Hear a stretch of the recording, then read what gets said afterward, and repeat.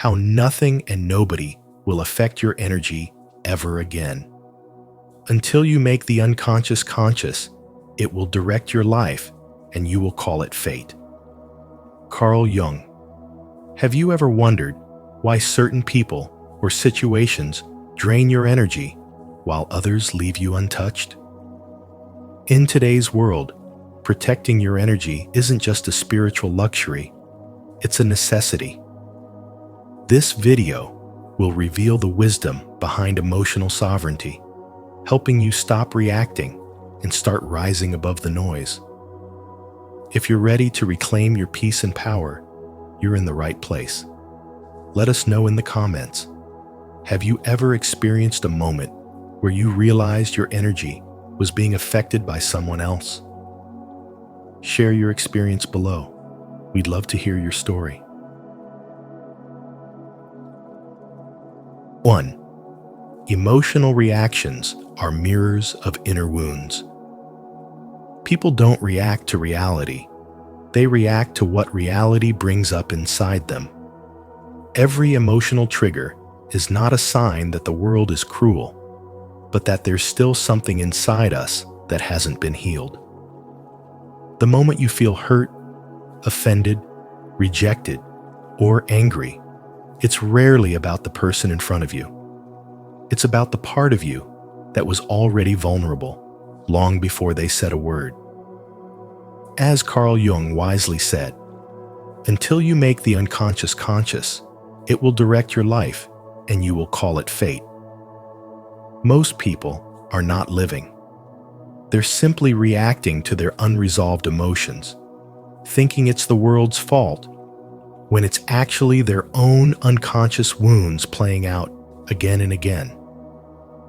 When someone criticizes you, if it shakes your entire mood, that's not about them. That's about you.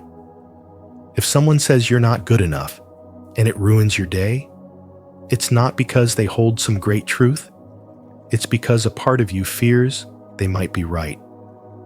And until you shine a light on that belief, you will keep giving your power away to those who simply mirror back your hidden pain. This is the great spiritual wisdom behind emotional mastery. You are not reacting to life itself. You're reacting to your personal interpretation of life. Your mind attaches meaning to everything it experiences. If you don't question that meaning, you'll be a slave to it. You may not notice it, but some people live in constant fight or flight, not because danger is everywhere, but because their inner child still feels unsafe. A single glance, a tone of voice, or even a delay in a text message can spiral them into anxiety. That's not life being harsh. That's trauma being unhealed. If you've ever panicked because someone took too long to reply, it wasn't the silence that hurt. It was the abandonment wound it touched. And so, every emotional trigger becomes a flashlight pointing at the places within you that are still raw. These are not curses. They are invitations, your soul's way of saying, pay attention here. Carl Jung's entire body of work reminds us that the outer world is a reflection of our inner world. The more chaos you feel inside, the more you'll see conflict outside. The more peace you cultivate within, the less anything outside can shake you. That's why the strongest people are often the calmest. They've stopped trying to control the world. They've stopped hoping people will validate them. Instead, they've turned inward. They've done the work. They've faced their shame, their fear, their childhood stories, and rewritten the script. In our fast-moving world, it's easy to blame others when we feel bad. But blame is a form of self-abandonment. Every time you say, "They made me feel this way," you hand your power over. But when you say, "Why did that affect me so deeply?" you take the first step towards spiritual awakening. The people who trigger you the most are often the ones who are unknowingly helping you find your deepest truth. Life isn't punishing you. It's exposing you to yourself. This is the true path of emotional freedom. Not numbing your feelings, not pretending nothing affects you, but learning to sit with what arises without being swallowed by it. Learning to hold your pain like a teacher, not a threat. Because in the end, nothing and nobody can affect your energy unless it finds something inside you that lets it in. Have you ever paused to reflect on what your emotional reactions are really trying to tell you? If you've recognized a hidden wound beneath a strong reaction, share your insight in the comments so we can grow together. If you're just beginning to explore this, comment, "I'm ready to heal," and join us on this path of inner awareness. 2. The illusion of control keeps you powerless. Most of what we believe we control our choices, our habits, our emotional reactions is actually shaped by unconscious conditioning. From a young age, our minds are programmed by family expectations, societal pressures, emotional wounds, and limiting beliefs. What feels like free will is often just a pattern repeating itself. For example, if you were taught that love must be earned through perfection, you might now obsess over details, overwork yourself, or fear failure not because you choose to, but because an old wound is still running the show. This is why Carl Jung said, "Until you make the unconscious conscious, it will direct your life and you will call it fate." Understanding this brings a powerful kind of freedom. You don't need to control every emotion, every outcome, or every person. Instead, you need to become aware of what's happening inside you. Awareness is the key. When you pause and witness your reactions instead of instantly obeying them, you create space to choose differently, space to align with your truth, space to rise above the automatic. That's where spiritual wisdom begins, not in fighting the world, but in understanding yourself. Real power doesn't come from controlling the external world. It comes from flowing with it. Think of trying to control life like trying to control a river with your bare hands.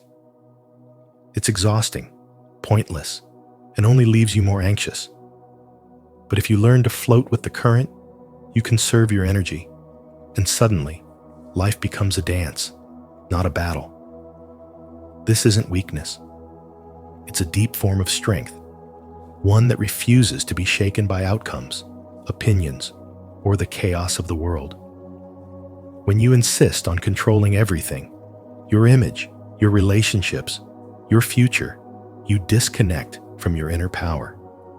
You live in constant anxiety, always chasing certainty and approval. But here's the truth. Control is an illusion, and chasing it leads to emotional burnout. You lose touch with your creativity, your intuition, your joy. You end up managing life instead of living it. Letting go doesn't mean giving up. It means trusting your alignment more than your fear. There's a woman who spent years trying to hold her life together. She managed every detail: her diet, her schedule, her career, even her spiritual practices. Yet she still felt empty. One day, completely exhausted, she let go, not out of defeat, but clarity. She stopped clenching. She stopped trying to be perfect.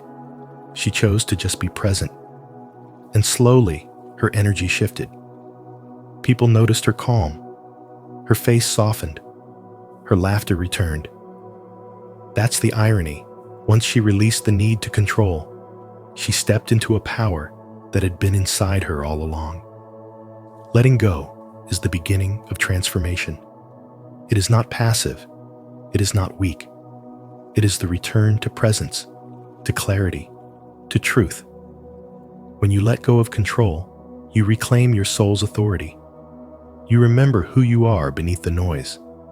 And in that space, nothing outside of you, no person, no situation, no storm, can ever steal your peace again.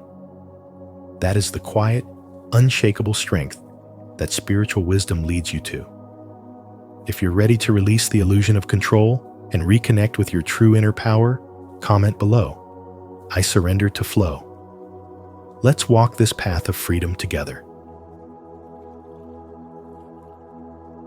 3. Your identity is a construct that limits you. Most people live inside invisible cages made of identity. They say, "I'm this kind of person," as if that statement defines the full scope of their being. These identity labels your job, your role in society, your beliefs, your past form a psychological structure that quietly restricts your energy. You start to believe you are only what others have told you to be. But this rigid self-concept doesn't serve your expansion. It stifles it. It interrupts the natural flow of your growth and keeps your spirit boxed in. The deeper truth is, your identity is not fixed. It's a construct. And the moment you recognize this, you begin to reclaim your power. Carl Jung said, "The privilege of a lifetime is to become who you truly are." But to do that, you must first let go of who you think you are. You must release the story that your identity is permanent. Because the roles you play and the beliefs you carry often come from survival, not truth. You adapted. You performed. You fit in. But now, those patterns keep you small. They block the very energy that wants to awaken within you. Spiritual awakening is not about adding more. It's about letting go. The more you detach from the false self, the more your real self begins to emerge. Think of your energy as a river. Your identity, if too rigid, becomes a dam. It blocks your creative flow. It limits your adaptability. But when you dissolve those boundaries, when you stop clinging to fixed roles, you allow the water to run freely. You begin to express yourself with clarity, power, and authenticity. And it's in this state that you truly come alive. The world starts responding to your presence differently, not because you've changed your mask, but because you've dropped it. The most dangerous phrase in personal growth is, "That's just how I am." It's a defense mechanism, not a truth. It protects the ego, but it imprisons the soul. Every time you use that phrase, you close the door on possibility. You silence the invitation to evolve. But when you say, "Maybe I'm more than this," you open to transformation. You invite spiritual wisdom into your life. You allow the deeper self, not the wounded one, not the performing one, but the real one, to take the lead. This is why spiritual awakening is a process of remembering who you were before the world told you who to be. It's not a rejection of identity. It's a liberation from its limits. The moment you stop needing to be someone in particular is the moment you become everything you were meant to be.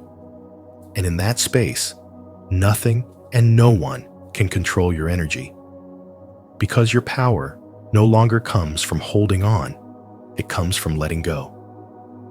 Are you ready to break free from the labels that limit your soul? If so, comment below.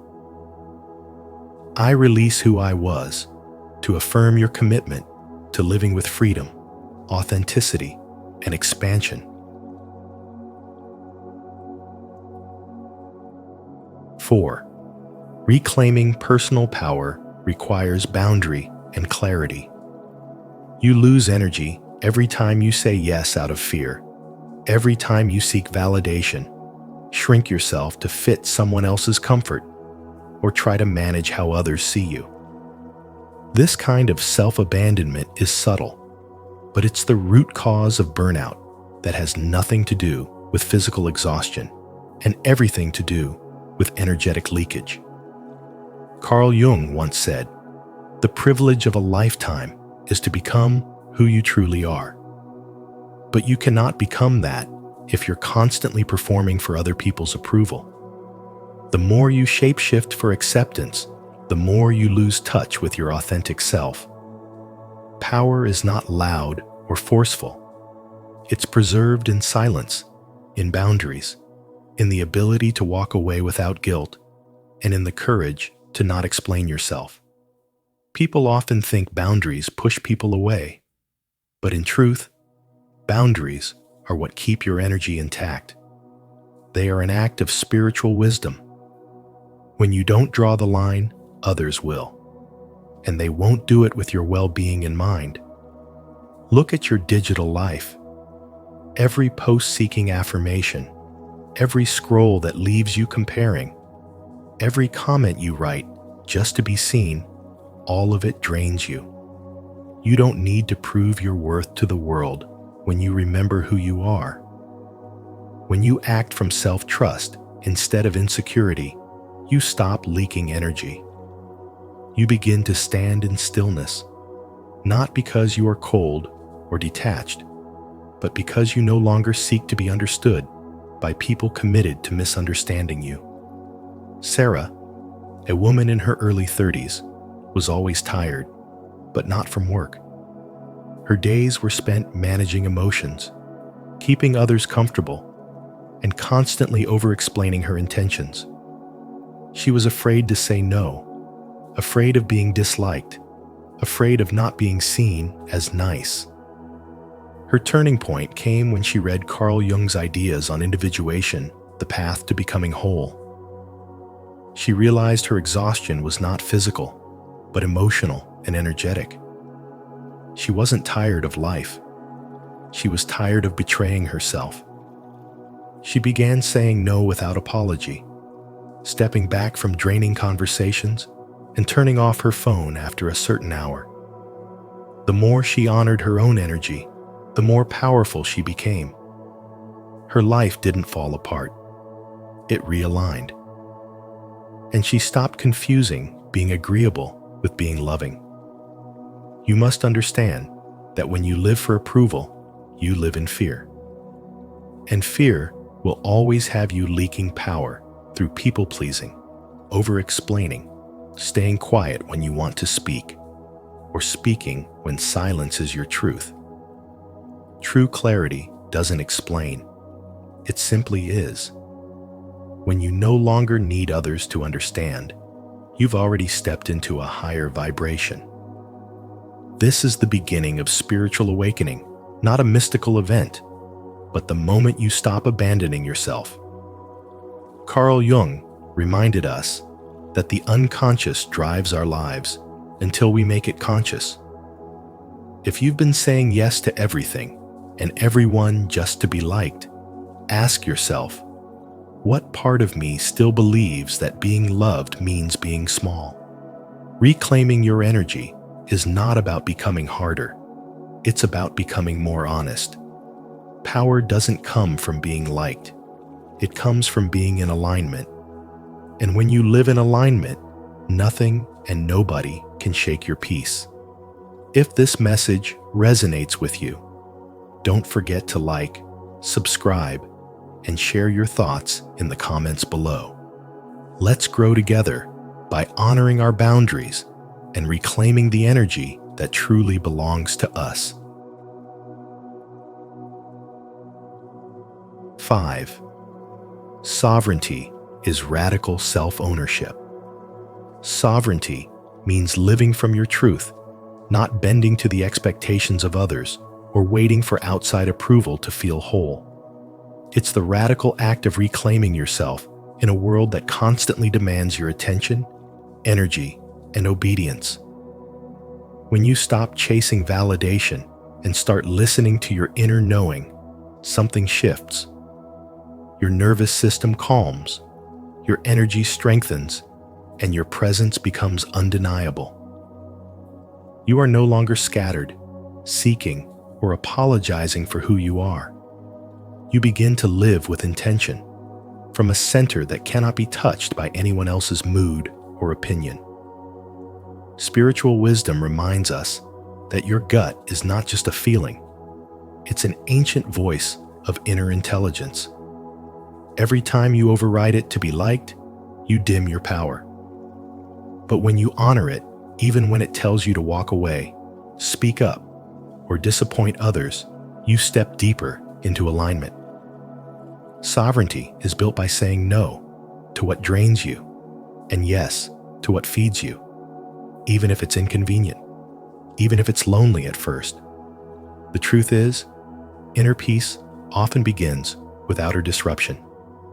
When you reclaim your attention, you reclaim your life. Every moment you spend numbing, scrolling, over-explaining, or defending yourself is a moment you abandon your essence. But when you become aware, truly aware of where your focus goes, you realize how much power you've been giving away. You learn to pause before responding. You stop leaking energy to situations that do not deserve your spirit. The more you protect your time and presence, the more magnetic and grounded you become. People stop trying to test your boundaries because your energy speaks louder than your words. Stillness is not weakness. It is where your power regenerates. Nature teaches this. The moon does not rush through its phases. The trees don't hustle to grow. They remain in rhythm, rooted, receptive, and they thrive. When you return to stillness, you reconnect with your natural rhythm, your spiritual strength. You remember who you are beyond the noise. You begin to feel the difference between movement and momentum, between urgency and clarity. This is where sovereignty deepens not in force, but in presence. And with presence comes unshakable clarity. You are no longer driven by the need to fix, chase, or control. You don't collapse when you're ignored, and you don't inflate when you're praised. You simply witness, and in that witnessing, you find peace. Not a peace that avoids conflict, but one that no longer needs to argue, prove, or please. You don't just guard your energy, you embody it, and it becomes untouchable. Spiritual wisdom shows us that sovereignty is not ego. It's devotion to the truth within. It's taking radical responsibility for how you feel, what you allow, and who you become. And the more you own your inner world, the less the outer world can shake you. Nothing and nobody will affect your energy ever again because your power no longer lives in the hands of others. It lives in you. If you're ready to reclaim your energy and live from your truth, comment, "I choose sovereignty," below. Your voice matters. Let us know how this message resonates. And don't forget to like, subscribe, and share to support this journey of self-ownership. 6. Mental rewiring is the path to lasting change. Neuroplasticity is the scientific term for your brain's ability to change and adapt, and it is the foundation for true personal transformation. When you repeat a thought, an emotion, or an action, you reinforce a neural pathway. Over time, this becomes automatic. It's why you keep reacting the same way, feeling the same emotions, or thinking the same self-defeating thoughts. But just as these patterns were formed, they can be reshaped. Your brain is not fixed. It is alive, dynamic, and constantly rewiring itself based on what you consistently do, say, and believe. This is not just neuroscience, it's spiritual awakening in action. The realization that your inner world creates your outer experience. Every small choice you make becomes a vote for the kind of person you're becoming. The breath you take when you're anxious instead of reacting, that's a new neural path. The moment you shift your language from "I can't" to "I'm learning," that's transformation in real time. The mental image you hold before sleep, the words you whisper to yourself when no one else is listening, the way you journal through your confusion instead of avoiding it. These are not trivial habits. They are acts of spiritual power. They are the tools with which you are sculpting your own consciousness. Breathwork calms the nervous system and teaches your body it is safe. Visualization activates the same regions in your brain as real experience, training you to embody the future before it arrives. Repetition of new, empowering language rewrites the old inner scripts that told you you were not enough. Journaling gives shape to the intangible, giving clarity to the chaos. And sleep, often overlooked, is the sacred space where your brain consolidates everything you've practiced during the day. These practices may seem small, but they build momentum, and momentum becomes identity. You are not just trying to think more positively. You are forging a new way of being. Each intentional act is a signal to the universe. I am not my past. I am not my trauma. I am not my conditioning. I am consciousness, choosing to evolve. This is what spiritual awakening looks like, not a lightning bolt, but a gentle, repeated return to truth. And truth always begins within.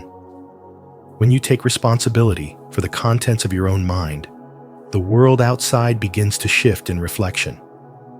Not because life is suddenly easier, but because you've become unshakable. Transformation is not dramatic. It's consistent. It's in the rewiring that happens when no one's watching. The moment you pause before reacting. The breath you take when you feel triggered. The softness you offer yourself after a setback. This is how you reprogram the system, not through force, but through gentle, sacred repetition. Each moment is an invitation to begin again. And each time you accept that invitation, you step further into the power of who you really are. If you're still here and ready to rewire your mind for lasting change, comment, "I'm rewiring" below. Your feedback keeps this journey alive and helps us grow together. 7. Energy mastery is daily strategy. Energy is your most sacred currency. Just like money, it must be tracked, protected, and restored daily. When you stop managing your energy with intention, you allow life to manage it for you, often chaotically. Carl Jung once said, "Until you make the unconscious conscious, it will direct your life and you will call it fate." And that includes your energy. Every unconscious thought, every emotional trigger, and every unexamined habit drains a part of you.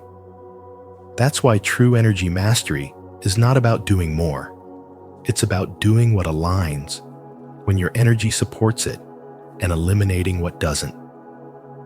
One of the most overlooked keys to energy mastery is timing. Most people try to push through tasks at the wrong hours, wasting their sharpest focus on distractions and saving meaningful work for when they're already mentally fatigued. Learn to map your energy. When do you feel most alive? Most clear? Use those hours for high-energy tasks.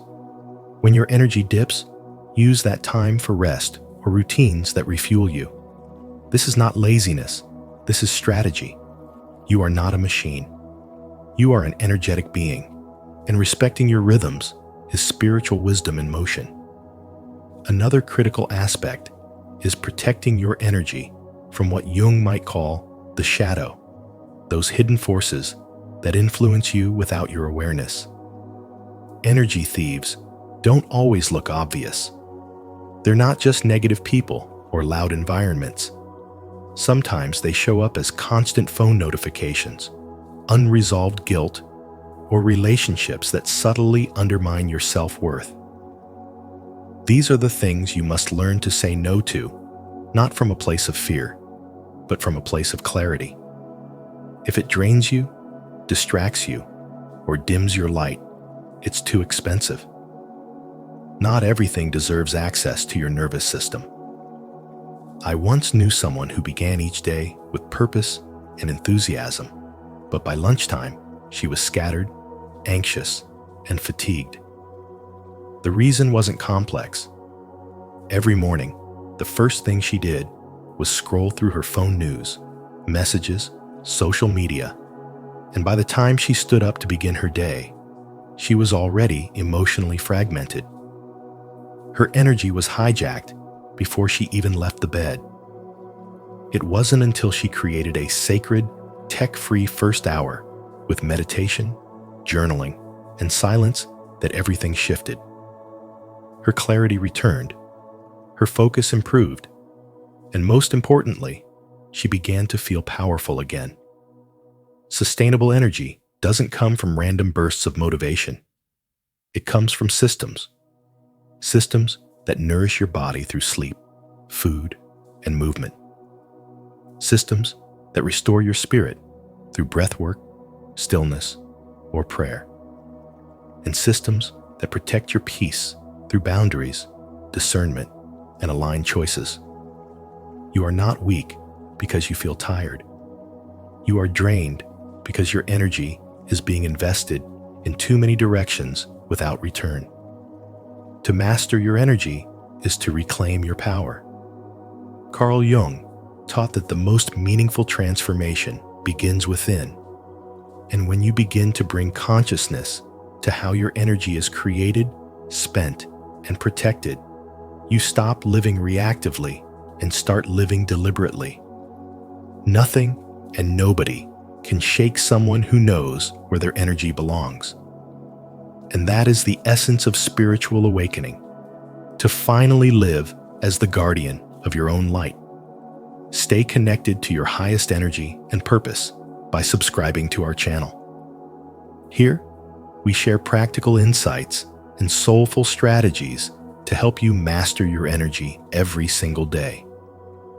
Remember, your energy is sacred. Protect it, align it, and watch your life transform.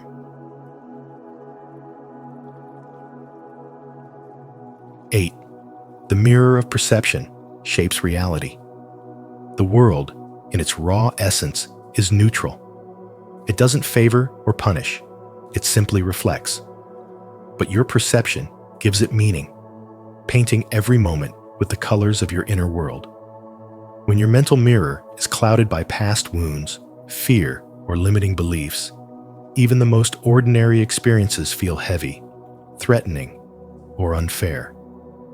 What you see outside is not the truth itself, but a distorted reflection of what's unresolved within. Carl Jung spoke to this when he said, "Until you make the unconscious conscious, it will direct your life, and you will call it fate." The shadows you haven't yet faced will color your reality and convince you that life is attacking you when it's actually revealing you. If your mirror is cracked with old betrayals or fogged by self-doubt, your energy will constantly react to illusion rather than truth. A friend's silence feels like abandonment. A setback feels like personal failure. A stranger's opinion shakes your entire identity. Not because these things are truly harmful, but because they touch a belief still alive inside you. Spiritual wisdom teaches that the external world is a screen, and the projector is within. You are not at the mercy of what you see. You are the one assigning it meaning. And this is where transformation begins. Cleaning the mirror starts with honest self-inquiry. When you're triggered, do you pause and ask yourself, what story am I telling myself right now? This one question can begin to dissolve layers of illusion. Reframing is another powerful practice. Instead of thinking, they don't respect me, you might consider, they may be overwhelmed or unaware. In that shift, your energy changes. You move from reaction to reflection, from defense to discernment, from being drained to being centered. The world doesn't have to change, your perception does. In everyday life, this becomes a sacred discipline. You're stuck in traffic, and instead of fuming, you recognize an opportunity to breathe, to listen to your thoughts, to return to yourself. Someone criticizes you, and instead of collapsing into self-doubt, you examine whether their words align with your truth or reflect their own unhealed pain. These small moments become portals into spiritual awakening. Your emotional freedom lies not in changing the world, but in refining the lens through which you see it. When the mirror is clear, your energy becomes stable, luminous, and sovereign. People sense it. Situations shift in response to your inner peace. You're no longer thrown by every wave because you've become the stillness beneath it. Spiritual wisdom reminds you that the more clarity you bring to your perception, the more gracefully you move through life. Reactions soften. Understanding deepens. You begin to respond rather than resist, to witness rather than absorb, to love without losing yourself. And slowly, almost quietly, nothing and nobody can affect your energy unless you give them permission.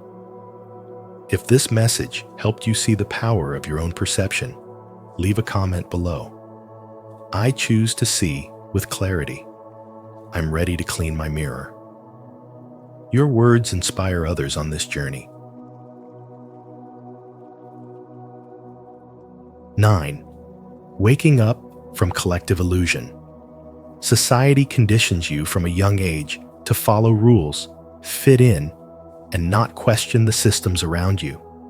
You're taught to consume, obey, and stay busy, so busy that you forget the quiet power resting inside of you.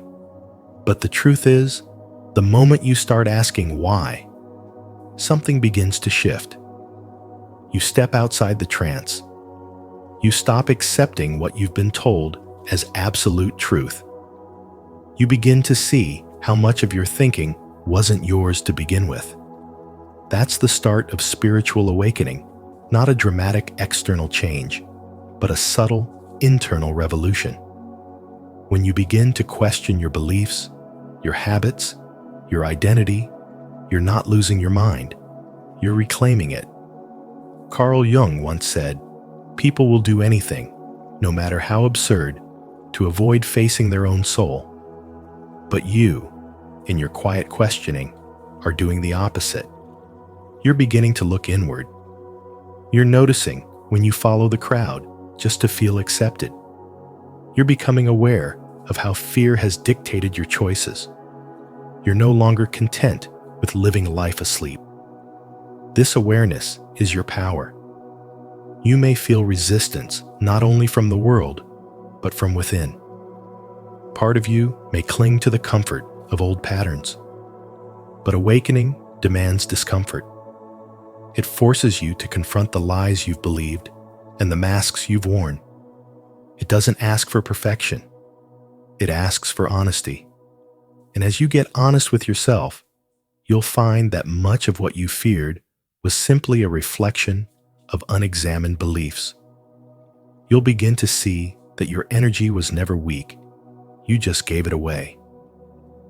Every time you question a reaction, observe a thought, or pause before falling into an old pattern, you're taking your energy back. You're breaking unconscious chains. You're stepping out of illusion and into presence. And this kind of presence is unshakable. No amount of noise from the outside world can touch someone who has turned inward and made peace with themselves. You no longer seek validation from others because you found your truth within. Spiritual awakening is not a one-time event. It's a daily practice of remembering who you are beneath the conditioning, the trauma, the noise.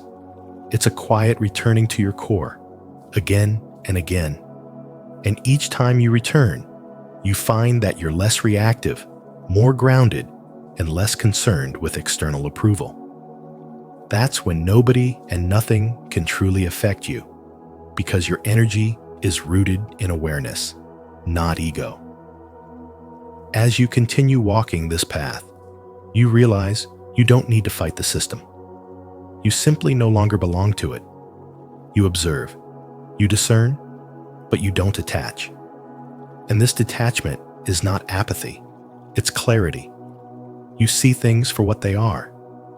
You respond, not react. You choose your energy, your thoughts, your alignment. That is spiritual wisdom in action. That is freedom. If this message helped you see through the illusion, leave a like, subscribe to our channel, and turn on the notification bell so you never miss powerful truths like this. Comment below. I choose to wake up and reclaim my power. 10. Awakening is ongoing and collective. Spiritual awakening is not a single life-altering moment. It is a continuous process of unlearning, shedding false layers, and returning to the core of who you truly are. Carl Jung once said, "Until you make the unconscious conscious, it will direct your life and you will call it fate." And that's exactly what happens when you begin to awaken. You stop moving through life blindly, no longer reacting from old patterns or inherited beliefs. You start paying attention, really paying attention to your emotions, your triggers, your desires. What once seemed normal begins to feel heavy, inauthentic. You begin to sense that the life you've been living was never fully yours. As more individuals step into this awareness, a collective shift begins to stir. You are not the only one pulling back the veil. There's a silent revolution taking place, a spiritual rising not broadcasted through headlines, but through healing hearts. Every time someone chooses authenticity over people-pleasing, presence over distraction, truth over comfort, they contribute to this great awakening. And though it may feel isolating at times, you are far from alone. The courage you show by being true to yourself lights the path for others who haven't found their voice yet. Your energy, your healing, your choices, they ripple outward. Carl Jung reminded us, "Who looks outside, dreams. Who looks inside, awakens." This is the essence of what you're living through now. It's not about fixing yourself because you're broken. It's about remembering that you were whole before the world convinced you otherwise. Awakening invites you to reclaim that wholeness. And as you do, the way you interact with life changes. You no longer chase validation or bend your truth to avoid discomfort. You learn to let go of needing others to understand your path. What matters more is that you understand it. What once triggered you begins to dissolve because you now see it for what it is, an invitation to heal, not a reason to react. A woman I know walked away from a corporate job that drained her soul. Everyone called her reckless, but what they couldn't see was that she was answering a call that came from somewhere deep within. In leaving, she didn't just find herself, she found a new circle of people who were also waking up, also choosing alignment over security, purpose over applause. Her journey gave others permission to do the same. And that's what happens when we follow our inner truth. It spreads, not through preaching, but through embodiment. The more you awaken, the more you realize this isn't just about you. It's about healing ancestral patterns, challenging cultural conditioning, and choosing consciousness in a world that thrives on distraction. You become aware of how your energy affects others, how your presence uplifts or agitates depending on how rooted you are in yourself. Carl Jung taught that what you resist not only persists, but will grow in size. When you stop resisting your calling, your sensitivity, your need for solitude, you stop suffering. You become grounded. clear, peaceful, unshakable. This is what it means to awaken, not just to see the truth, but to live it. Even when it's inconvenient, even when it's lonely, even when the old version of you tries to pull you back into what's familiar, you keep choosing yourself. And in doing so, you help shift the world. To affirm your place in this shared awakening, declare your presence on the path. Comment below, "I rise with the collective," to honor your journey and inspire others to awaken alongside you. As you step back into the world, keep the core lesson close. The only force that can touch your energy is the one you allow inside. If this exploration lit a spark within you, let it shine. Hit like, share this video with a friend who's ready to stand unshaken, and subscribe to Spiritual Wisdom. Don't forget to ring the notification bell so you'll be the first to receive our next deep dive into Carl Jung's insights and the art of true inner mastery. Until we meet again, stay centered, stay sovereign, and remember, when your spirit is rooted, nothing and nobody can sway your light. Stay away from people who ask for these 5 things. People will do anything, no matter how absurd, to avoid facing their own souls. Carl Jung. In today's video on Spiritual Wisdom, we explore 5 subtle yet powerful behaviors that drain your energy and block your growth, especially when others ask them of you. These aren't just red flags in relationships. They are mirrors showing you where to set boundaries and reclaim your inner peace. As you listen, ask yourself, who in your life is asking too much of your spirit? Comment below with your thoughts and experiences. Your story might just help someone else awaken too. 1. Being asked to take responsibility for what isn't yours. People will test your boundaries in subtle ways. It often starts with a small favor, something that feels harmless. Maybe they ask you to listen to their problems late at night, help them pay a bill, or fix an issue they created. You say yes because you're compassionate. But over time, the requests grow. What began as kindness becomes obligation. Without realizing it, you find yourself carrying emotional and even financial loads that were never yours to bear. You're solving problems you didn't cause. You're managing emotions that aren't yours. And while they feel lighter, you begin to feel heavy, exhausted, resentful. That's not love. That's emotional exploitation. Carl Jung's deep insight into the human psyche reminds us that projection is one of the most dangerous defense mechanisms. People often project their pain, guilt, or irresponsibility onto others, and those with open hearts are the easiest targets. They'll frame their needs as your responsibility. But here's the truth. You are not their therapist, their bank, their savior. You are not here to fix lives at the expense of your own well-being.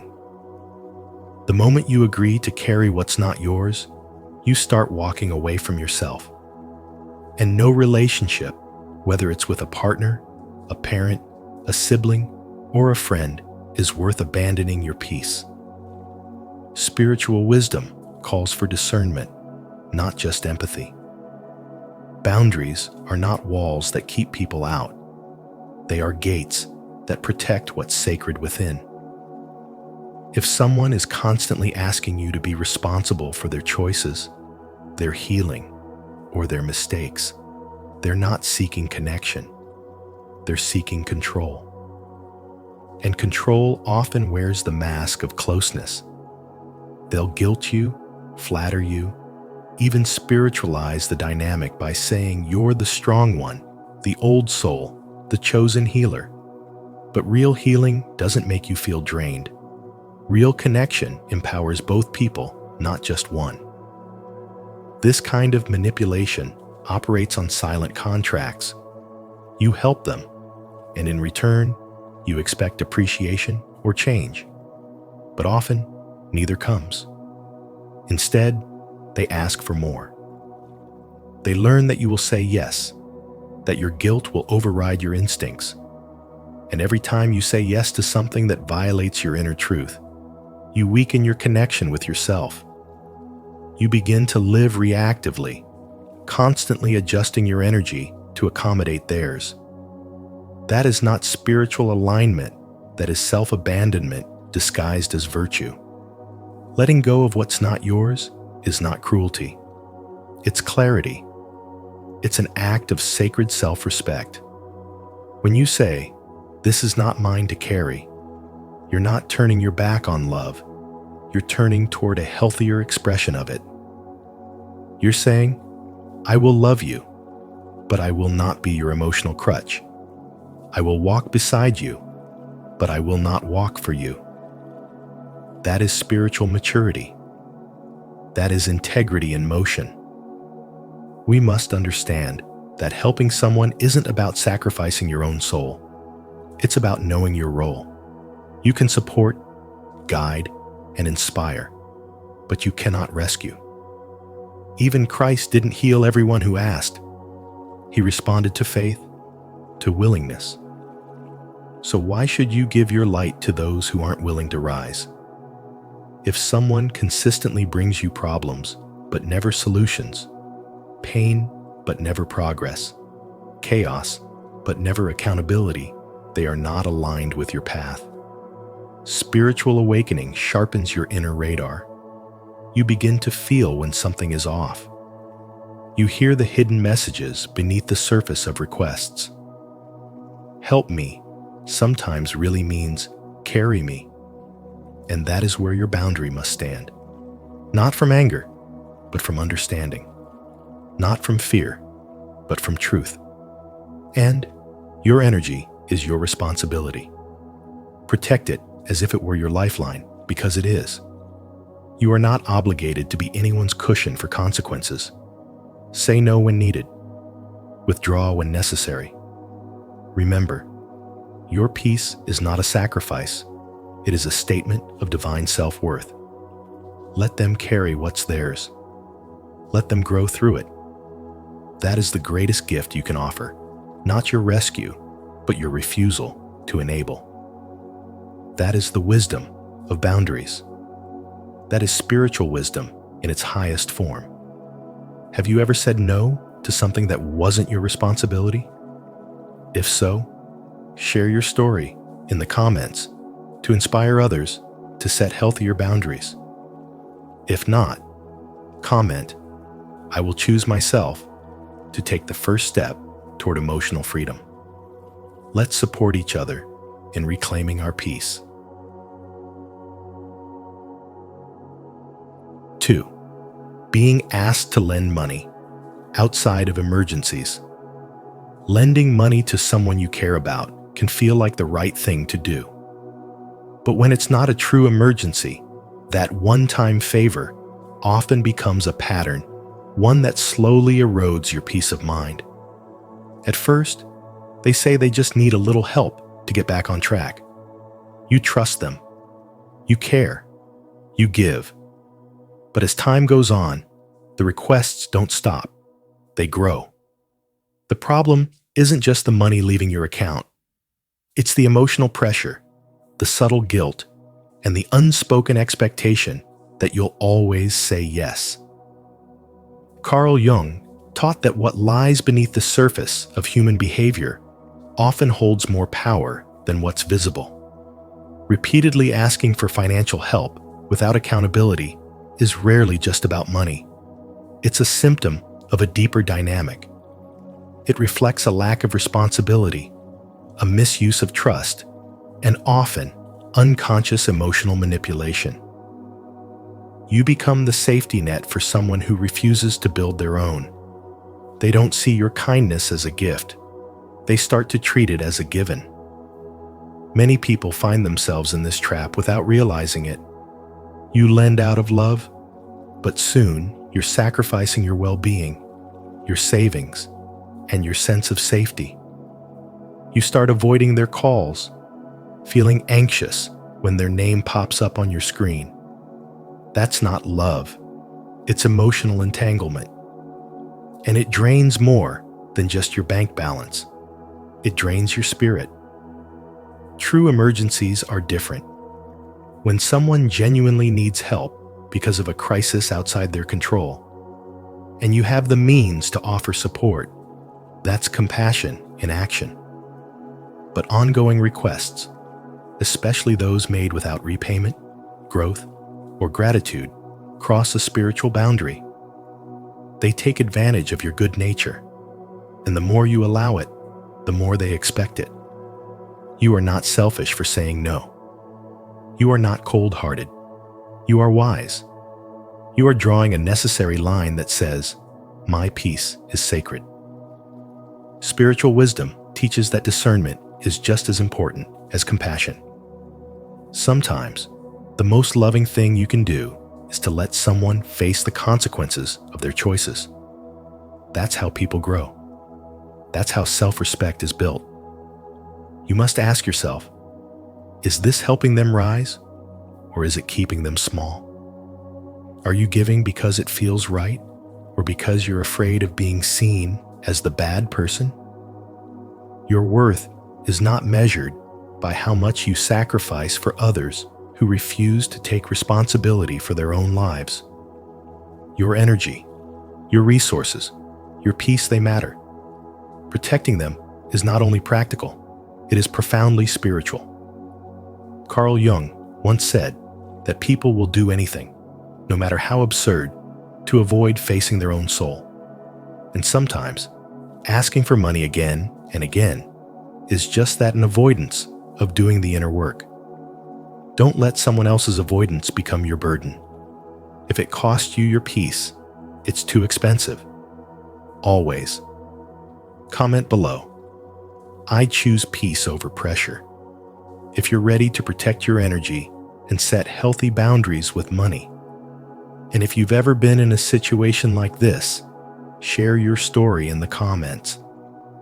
Your wisdom might help someone else find the strength to say no. 3. Being asked to mediate family conflicts. Being asked to mediate family conflicts may sound harmless, noble, even, but it's one of the most subtle and dangerous ways your peace, clarity, and spiritual energy get hijacked. The moment you agree to step into the role of the mediator, especially in emotionally charged situations like inheritance disputes or long-standing grudges, you're not being empowered. You're being used. It's a hidden trap that masquerades as responsibility. But in truth, it's a weight that doesn't belong on your shoulders. No matter how well-intentioned you are, trying to fix wounds that aren't yours to heal will eventually drain you to the bone. You'll find yourself emotionally bankrupt, exhausted, and confused, wondering how you ended up in the crossfire of a war that began long before you even had a voice in the family. Family conflicts, especially those involving pride, old trauma, or money, are rarely looking for healing. More often, they seek validation, a witness to the chaos, or worse, a scapegoat when things go wrong. And if you're the one with a calm presence or an awakened heart, you automatically become the emotional sponge. But spiritual awakening means recognizing when peacekeeping becomes self-betrayal. You cannot pour from an empty cup. And you certainly can't be the referee in a game where both teams secretly want you to lose. There is a spiritual wisdom in saying no, in holding your ground, in protecting your inner sanctuary from becoming a battleground for generational pain. People who ask you to mediate their conflicts are often trying to avoid their own inner work. They want you to step into the fire so they don't have to. But you are not their therapist, their savior, or their emotional janitor. You are not responsible for fixing dynamics built on decades of unspoken resentment, control, or dysfunction.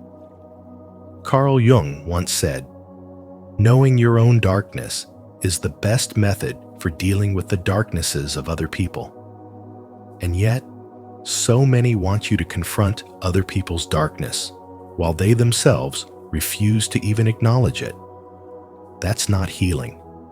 That's spiritual outsourcing, and it leads nowhere but your own depletion. Spiritual awakening is about awareness, and part of that awareness is knowing when your help is actually enabling, not empowering. Take Mia, a compassionate woman in her mid-30s, who agreed to mediate a heated dispute between her mother and uncle over their childhood home. What began as a sincere desire to bring peace turned into months of emotional labor. Accusations flew, sides were taken, and when it all fell apart, guess who got blamed? Mia.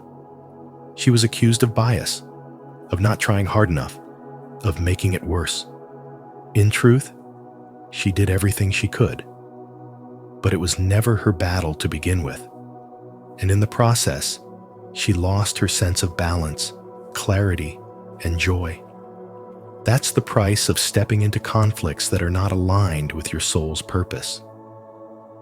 The truth is simple. Not every family storm requires your umbrella. Not every problem needs your intervention. There's strength in silence. There's power in stepping away. And there is deep spiritual wisdom in choosing your peace over forced loyalty. Just because someone is family doesn't mean they have access to your spirit. Your energy is sacred, and the more awakened you become, the more you realize that guarding your peace is not just an act of self-care, it's an act of spiritual responsibility. So the next time someone comes to you asking you to mediate their emotional chaos, remember this: you were not born to be the sacrificial lamb for broken systems. You were born to awaken, to rise, to shine from a place of wholeness. And that requires boundaries. That requires discernment. That requires the courage to say, "I love you, but I will not lose myself to fix what you refuse to face." That is the kind of strength your spiritual awakening calls for. Not the strength to carry everyone's burdens, but the wisdom to know which ones are yours. Have you ever been caught in the middle of a family conflict, trying to fix what wasn't yours to begin with? If so, share your experience in the comments below. Your story could help someone feel less alone. If not, comment, "I choose peace," to affirm your commitment to protecting your energy and well-being. 4. Being asked to change who you are or how you live. As you journey through life, especially after seasons of transformation and spiritual awakening, there will come a moment when people around you, family, friends, even colleagues, begin to project subtle or direct expectations on how you should live. They may suggest that you change the way you dress, speak, believe, or move through the world. These requests may sound harmless, even loving at times, but underneath, many of them are rooted in discomfort with your individuality. The truth is, asking someone to change who they are to fit into someone else's standards isn't helpful. It's a quiet form of erasure. It dismisses the years you've spent becoming who you are. It ignores the spiritual battles you've endured, the self-reflection, the healing, the nights you prayed for clarity, and the mornings you woke up determined to start again. To ask someone to abandon that for the sake of blending in is not just disrespectful, it's damaging. The problem is that many people don't recognize this for what it truly is: When someone says, "You'd be more attractive if you dressed differently," or "Maybe you shouldn't talk about your beliefs so openly," they are not offering insight. They're handing you a mask. And too many people, afraid of conflict or rejection, put that mask on. They begin to shift, to mold themselves, to comply with someone else's narrative. Slowly, their soul begins to dim, not because it lost its light, but because it was told that shining was too much, and that is the price of approval that is far too high. True spiritual wisdom teaches us that alignment with our truth is sacred. It is not meant to be compromised for temporary comfort or external applause. Carl Jung once said, "The privilege of a lifetime is to become who you truly are." And this becoming isn't a performance, it's a deep, often painful unfolding. So when someone asks you to alter that, to abandon what you've discovered through your awakening, you must see it for what it is, a demand rooted not in love, but in fear. People fear what they don't understand. They fear what challenges their beliefs or calls out their inauthenticity. And often, your unapologetic presence does exactly that. You reflect back to them the courage they haven't yet accessed. You awaken the longing they've buried beneath roles, obligations, and illusions. That's why authenticity is not only your power, it's your responsibility. Every time you choose to remain true to your values, your pace, your voice, your spirit, you declare to the world, "I am not here to entertain expectations. I am here to live fully." That level of self-respect becomes a beacon for others still trapped in self-abandonment. It gives them permission to say no, to reclaim themselves, to stop editing their soul for the comfort of others. So when someone asks you to change the essence of who you are, pause. Ask yourself if what they want is love or control, alignment or convenience. Because you are not a character in their story, you are the author of your own. And your spiritual awakening was never meant to make you more acceptable to them. It was meant to make you more aligned with God, with purpose, and with truth. Let no one rewrite that. If this message speaks to your soul, leave a like, subscribe to the channel, and hit the notification bell so you never miss content that honors your authenticity. Comment below. I choose to live as my true self. If you're ready to embrace who you are without apology, without compromise. 5. Being asked to prioritize others' feelings over your own. Sometimes, love disguises itself as obligation. You're told to be quiet when your truth makes others uncomfortable. You're encouraged to shrink, to silence your needs, to place other people's feelings above your own. It begins with guilt, subtle expectations, unspoken rules. Don't upset them. Don't be too much. Don't ask for what you need. But over time, this emotional suppression becomes a cage. You wake up one day, realizing you haven't been living for yourself. You've been living to keep the peace. And peace that requires your silence is not peace at all. Carl Jung taught that the greatest burden a child must bear is the unlived life of the parent. That same burden often shows up in adult relationships. A partner wants you to hold back your ambition so they feel secure. A family member demands your time, your presence, your energy, yet gives no space for your truth. This isn't love, it's control. True love, real respect, spiritual wisdom, they all allow you to exist in fullness. If someone cannot love you without asking you to hide your light, then they do not love you. They love your compliance.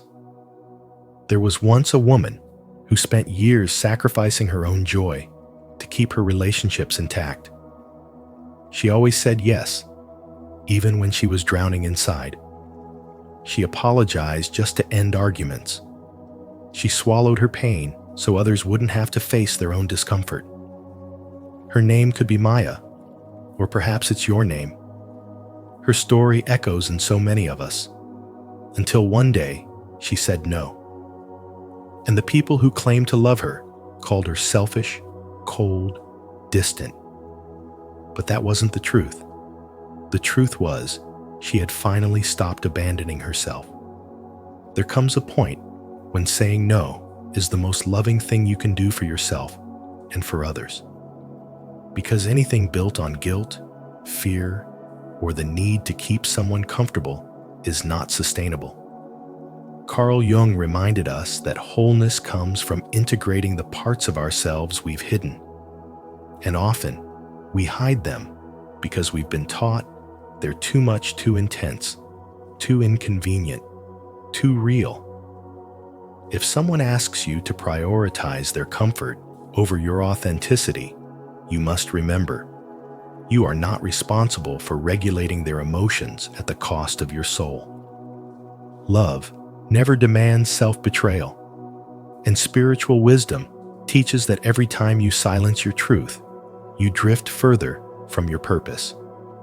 That's the real cost, not the temporary discomfort of conflict, but the permanent ache of a life unlived. So when someone looks you in the eye and asks you to forget yourself for them, know that your answer holds the weight of your becoming. Say yes to yourself. Say yes to your voice. Say yes to your truth. Anything else is a slow death of the spirit. To honor your truth and reclaim your light, make a bold declaration. Comment below, "I choose myself," to affirm your right to live authentically and inspire others to do the same. And if this message speaks to your soul, like this video, subscribe and turn on the bell so you never miss a moment of spiritual strength and self-love. Thank you for joining us today on Spiritual Wisdom. As you reflect on Carl Jung's powerful insights, remember your energy is sacred. Protect it by staying away from those who demand what drains your soul or compromises your growth. True spiritual alignment comes from honoring your boundaries and choosing relationships that nourish your higher self. If this message resonated with you, don't forget to like this video, share it with someone who needs to hear it, and subscribe to Spiritual Wisdom. And make sure to turn on the notification bell so you never miss the deep, transformative content we have coming next. Until next time, stay wise, stay awakened.